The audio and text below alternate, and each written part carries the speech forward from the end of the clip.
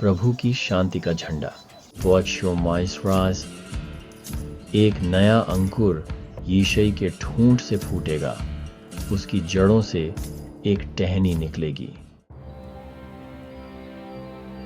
प्रभु का आत्मा उस पर बना रहेगा, बुद्धि और समझ का आत्मा, युक्ति और पराक्रम का आत्मा, और यहोवा के ज्ञान और भय का आत्मा। वह यहोवा के भय से आनंदित होगा।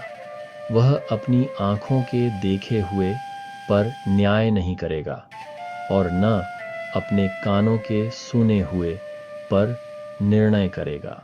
पातर क्या तुंदोर, परंतु वह दीन लोगों का न्याय धर्म से और पृथ्वी के नम्र लोगों का निर्णय खराई से करेगा।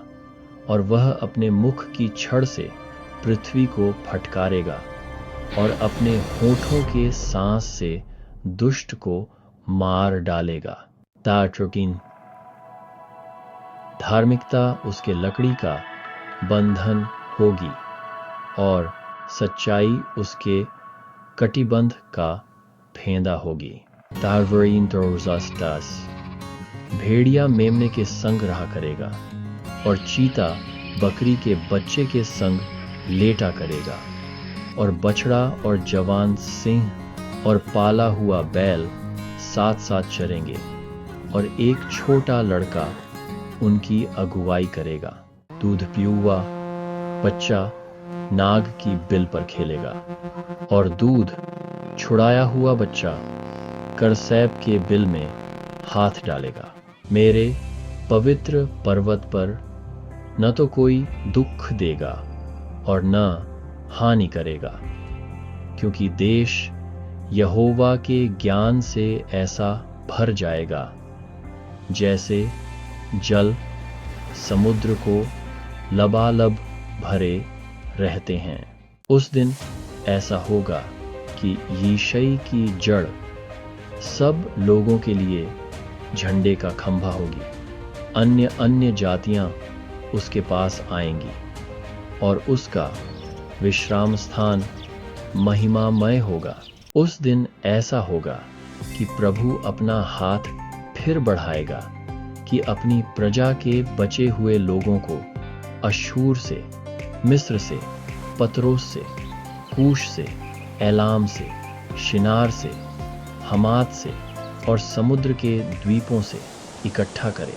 वह अन्य जातियों के लिए झंडा खड़ा करेगा और इस्राएल के सब भटके हुओं को इकट्ठा करेगा और यहूदा के सब बिखरे हुओं को पृथ्वी के चारों ओर से इकट्ठा करेगा। और पाइन केंटुरमर एंटीस फॉर चिंतीजो कोर, कैंपरैम की डाह दूर हो जाएगी और यहूदा के बैरी नाश होंगे। एप्रैम यहूदा से न डाह करेगा और यहूदा एप्रैम से बैर न रखेगा। दापाम वे मिस्र के समुद्र की खाड़ी पर धावा करेंगे और अश्शूर के सागर पर हाथ उठाएंगे और अपनी प्रचंड हवा से उस पर फूंक मारेंगे और उसे 7 धाराओं में बांट देंगे और लोग उसमें जूतियों पहने हुए पार हो जाएंगे। और वहां एक राजमार्ग होगा उसकी प्रजा के बचे हुओं के लिए जो अश्शूर से बचे रहेंगे